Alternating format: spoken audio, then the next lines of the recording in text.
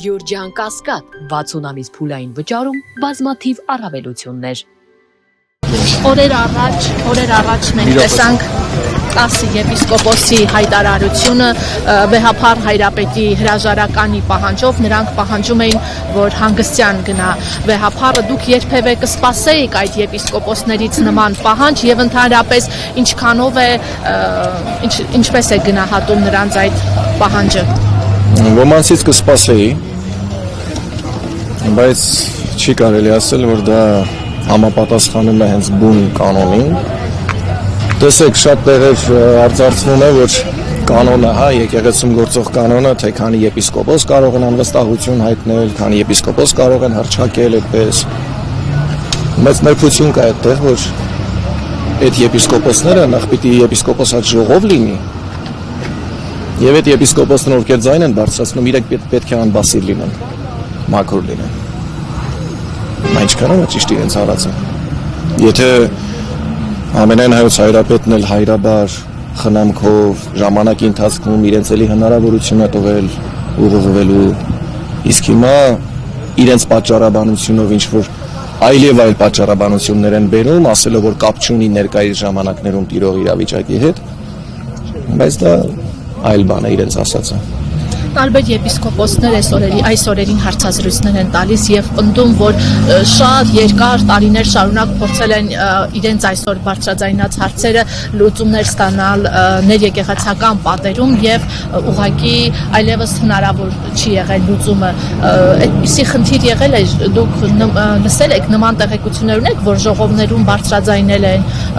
չեն լսվել նրանց ձայնը։ Ես իպաշտոնը իրավազորություն չեմ եղել մասնակցելու նման ժողովներին, որտեղ այնտեղ բարձրաստիճան հոգևորականներն են, եւ ինֆորմացված չեմ եղել, թե ինչ հարցեր են քննարկել այնտեղ, տարիներով որ եղել են ժողովները, բայց մի բան ես վստահաբար գիտեմ, հոգևորականը, թե խնդիրը երբ որ առաջանում էր, նա ձայն էր բարձրացնում, եւ հիմա այդ հոգևորականը այս պատերի ներսում դատվում է։ Ես տեսել եմ այդ հոգևորականին, որ թողնելով վստահված ձեռքերում, թողնելով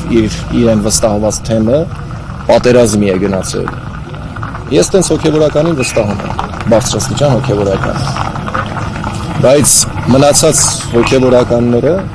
եթե իրենք օրասական պահին իրենց ճիշտ խոսքը չեն ասում, եւ պարզ մարդկային տրամաբանությամբ խնդիրը առաջացած ժամանակ թողում են, թե ինչ-որ մեկը կլուծի խնդիրը, ու հետո հելնում բարձրաձայնում են, որ գիտեք, տարիներով խնդիրներ կային, բարձրաձայն եք, լուծեիք, բայց ինչի համար եք դուք բարձրաստիճան հոգևորական։ Բայց այս ամեն ինչը սադրողին էլ որ մի քիչ ուշադիր լինի, շատ բաների մեջ է թաթախվում։ Բայց օրինակ Արցախի թեմի առաջնորդից կոնկրետ հենց նրանից սպասելի էր նման բան, քանի որ Արցախը կորցնելուց լրիվ այլ բան էին խոսում, իսկ հիմա գնում են Փաշինյանի հետ հանդիպման։ Եվ ներողություն, բացի այդ վեհափառը նույնիսկ Արցախի կորստից հետո պահեց Արցախի թեմը եւ Արցախի հարցերն էր բարձրաձայնում միջազգային հարթակներում։ Ինձ համար անսպասելի էր նման քայլը Արցախի թեմի առաջնորդի կողմից։ Ես չեմ կարող հստակ ասել, հստակ հիմա ինչ-որ մի պատասխան տալ, ամենայն դեպս անձամբ պիտի խոսեմ իր հետ։ Ինչ կհարցնեք առաջին։ Ինչու արեց նման։ Դա եթերով ասելու բան չի, մեր քննարկումն է լինելու։ Ինքը ինձ գիտի, ես իրեն գիտեմ։ Մենք առանձին խոսելու բան ունենք։ Փաշինյանը չի հրաժարվում կաթողիկոսից ազատվելու իր այս ցանկությունից ու տպավորություն է, որ Արցախը կորցնելը, այդքան զոհեր ունենալը, ողջ այս բանակցային process-ը տապալելը ավելի ծանր մեղք չէ, քան զավակ ունենալը։ Կաթողիկոսին մեղադրում են զավակ ունենալու համար։ Ենթադրենք, թե կաթողիկոսը իսկապես ունի զավակ, ում է խանգարում իր զավակ ունենալու այդ հանգամանքը։ Որևէ մեկին չի խանգարում։ Տեսեք, մեր եկեղեցու առաջին կաթողիկոսը, ում օրոք քրիստոնեությունը պետականորեն ընդունվեց, Սուրբ Գրիգոր Լուսավորիչը, նա ամուսնացած է եղել, իր որդիները, հետո թորներն են կաթողիկոս դառել։ Դա նորմալ էր։ Աստվածաշնչում գրված է, եպիսկոպոսը մի կնոջ ամուսին պետք է լինի, այսինքն բազմականություն չէր կարելի։ Դա գրված է առաքելական կանոնում։ Այդքան որ ելնում են կանոնագիրք են ուզում ցույց տան։ Պետք չի էլի աղանդավորի նման մի հատված վերցնել ասել այսպես։ Մի հատ ընդհանուր ուսումնասիրեք, հասկացեք, թե ինչ-ինչոց է։ Բայց նաև այն մարդկանց ուղղեմ խոսքս, որ ասում են հոգևորականը, որ կուսակրոն հոգևորականը այդ մերկը չպիտի գործած լիներ։ Տեսեք, ինչպես սովորական մարդիկ, հա, քաղաքացիները գնում են եկեղեցում պսակվելու, հիմա ես ավելի գլոբալ հարց եմ դնում, որը գործում է այս ամեն ինչի համեմատականում։ Փեսան եկեղեցու խորանի առջև եւ հարցը եկեղեցու խորանի առջև երկուսն էլ խոստանում են Աստծո աներևույթ ներկայությամբ, հրեշտակների, հոգևորականած դասի, ժողովրդի ներկայությամբ խոստանում են, որ մինչ հիմա Տեր եւ պաշտպան պետք է լինեն եւ մինչ հիմա Տեր եւ հնազանդ պետք է լինեն։ Ու ինչքան են խախտում։ Անշուշտ ցավ է, որ խախտում են իրենց խոստում Աստծո առաջ տված։ Հիմա հարց. որևէ մեկը այդ մեղադրողներից գոնե գիտի, եթե կոնկրետ գիտի, որ կուսակրոնը մեկը ինչ որ ձևով խախտել է իր ուխտը, գոնե գիտի այդ մարդը ոնց է ապաշխարել։ Թողություն ստացել է, Աստծուց չի ստացել, անցել է այդ ապաշխարության ճանապարհը չի անցել, չէ, որևէ մեկին չի հետաքրքրել։ Իրենք ընդհանրապես հանդիսատեսի նման տեսնում են, որ հա մեկին ուզում են քարկոծեն, եկեք մենք է քարերը վերցնենք։ Զգուշ եղեք, այդ քարերը կարող է թեքվեն ձեր կողմը։ Մի հատ ձևակերպել են հայազգի մեջ տղամարդկությունը արդեն վերացրած, սկսում են բամբասկոտ ինչ-որ բաներով զբաղվել։ Ունեք ինչ-որ բան պնդելու, ով որ մեղադրում է, թող ինքն էլ ապացուցի։ Բան ունեք ասելու, տղամարդավար եկեք դիմաց է կանգնեք, ոչ թե հելեք էս կողմենքով պատի տակերում ինչ-որ բամբասանքներ արեք։ Վայել չի, սա հայկական չի։ Որ ժամանակ մենք կորցրեցինք մեր տղամարդկությունը։ Սարկսակյան Գևորգ Սրբազանը մեր լրատվամիջոցին տված հարցազրույցում ասաց, որ բացարձակ անձնական կյանքի հարցը չէ կաթողիկոսի պահանջի առումով, այլ ասաց, որ մեր առջև դրվել են կոնկրետ փաստաթղթեր, փաստեր իր գործակալ լինելու վերաբերյալ։ Դուք սա իրատեսական հավանական վեհափարի։ Այսինքն վեհափարն է գործակալ, որ ուր գնում է, որ երկիր գնում է, հայազգի հարցն է բարձրացնում, Արցախի հարցն է բարձրացնում, Արցախում գերեվարվածների հարցն է բարձրացնում, Արցախից տեղահանվածների հարցն է բարձրացնում, ինքն է գործակալ, թե այն մարդիկ, ովքեր որ կամայական հրահանգներով ինչ-որ բաներ են անում ու ինչքան է մերժում են իրենց ասելու, բայց ինչ-որ օտար ազգից հայտարարություն է գալիս, հաջորդիվ իրենց քայլերն են լինում։ Հիմա գործակալ կոչել դա ո՞րն է ավելի ճիշտ։ Միանշանակ ոչ, ես իմ ծառայության բերումով մայրաթորվում ծառայել եմ, իմ ծառայության բերումով Արցախում էլ ծառայել եմ,